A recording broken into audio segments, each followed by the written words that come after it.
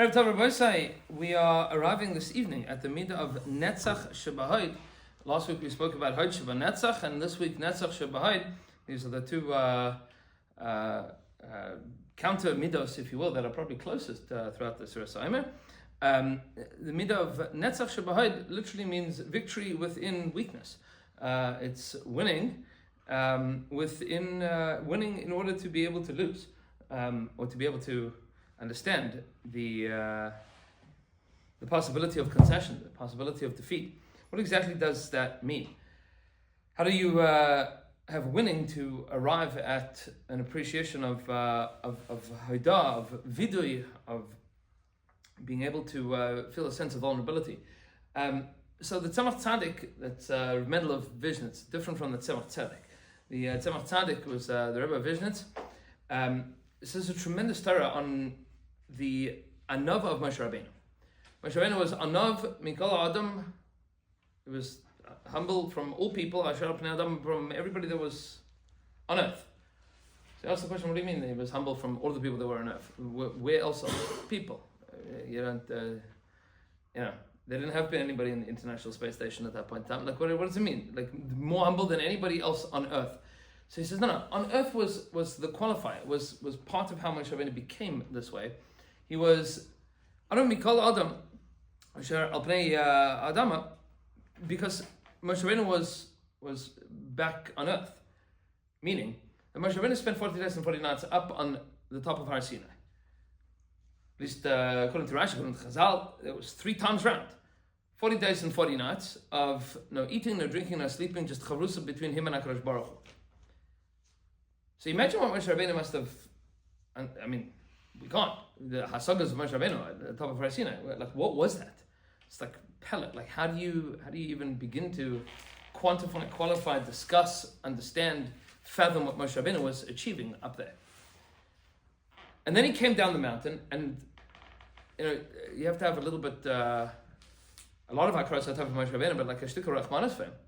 It's like there he is up on top of Har Sinai, like eating the Mazon HaMalachim, food like that the angels are eating, and being, totally involved in Hashras HaShechina, the highest level of Nevuah that any prophet has ever achieved, that any human being has ever possibly achieved, the highest level possible, that is even conceivable. And then he comes back down the mountain to find a group of Jews dancing around an Egel HaZahav. I mean, that's bad enough, but like, that Moshe Rabbeinu wanted anything to do with them after that is like a nace. You look at that, you go, he knows like everything. Moshe Rabbeinu knows everything. And he's dealing with these idiots. Like, in the Chanami, Chazal described their day, but I mean, imagine if it was us. Come down, at least me, come back down the mountain, and he said, like, a bunch of morons, what are you doing? Like, what are you thinking? For Moshe Rabbeinu to be a Bal Gaiva, to be arrogant, boastful, audacious, would be the simplest thing in the world. Moshe Rabbeinu overcame whatever he needed to overcome to become Moshe Rabbeinu. For him to feel a sense of superiority would have been only natural.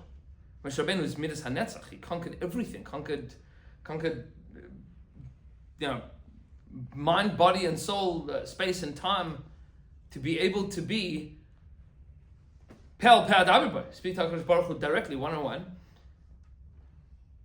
And he comes down to see a group. The Kotzka says that the nace of Moshe Rabbeinu was not that he ate, that he didn't eat for 40 days and 40 nights. It's that afterwards he did. Like, he didn't need it anymore. Mamish didn't need it. Like, he was living in a different world, a different plane. And all of a sudden, now he's coming down and he's like, schmoozing with the guys. That's like a guy that has like a PhD in philosophy, going and like doing Mommy and Me with like a group of little kids, like singing. It's beautiful, it's nice, but like it's not where he's holding. It's not where he's holding at all.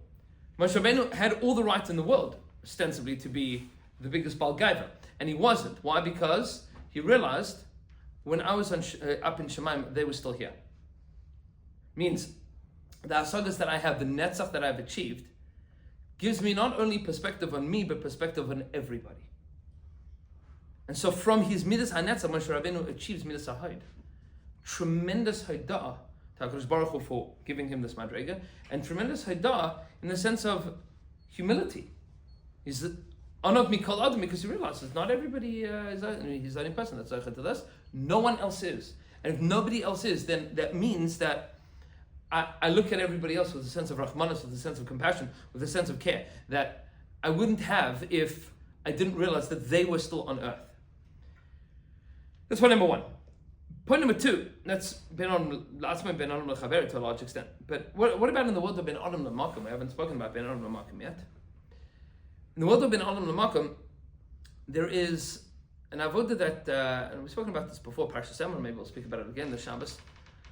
It's Birchas Avram of Slanim, quoting from Reb Malach of Lizhansk, understanding exactly what Lahazu Gedolim Malaktanim is, the beginning of the parasha. But just to say very, very briefly, Al Regel Achas, is that there are two times that a person has in life. It's what's called Moichin de Gadlus and Moichin de Katnas. Sometimes you think big, broad perspectives, everything's clear, everything makes sense. And then you have times that nothing makes sense, everything is confusing, and everything's annoying. Which one of these does HaKadosh Baruch Hu want you to do more work in? So everybody imagines that when I have Moichin de Gadlus is when I'm going to achieve what I'm going to achieve. When I'm feeling like I woke up and I'm having the best day, that's when I'm going to have the best workout at the gym. It's true, you can have an amazing workout at the gym when you're feeling great. But you learn a lot more about yourself and about your exercise and about your craft the days that you're not feeling up to it. And you push yourself and you realize what your limitations are and you realize how to contend with them. That's called Moichin de Katnas, and that's true in working out, and it's true in relationships, and it's true in raising children, and it's true in husbands and wives, and it's true in Avodas Hashem, and it's true in our davening. The davening that a Jew does when you're feeling amazing, that's Moichin de Gadlus. That's great. But then there's avoda of when it's 10 seconds to Shkia and you just pulled over the side of the I-95, realizing that you've got about 1.5 minutes to finish Mincha, and you feel like the worst Jew in the universe. In those moments, that's called Moichin de Katnas, when you don't feel great about it. Winning there, that's called Netzach Shebahod. Meaning, HaKadosh Baruch Hu wants us to work in those places. To be menatzech, to win, in a place of hod, in a place where we understand that we're weak and we're vulnerable. And through winning there, that's where we achieve the tremendous hodah to HaKadosh Baruch Hu, the tremendous gratitude that we have for being a Jew.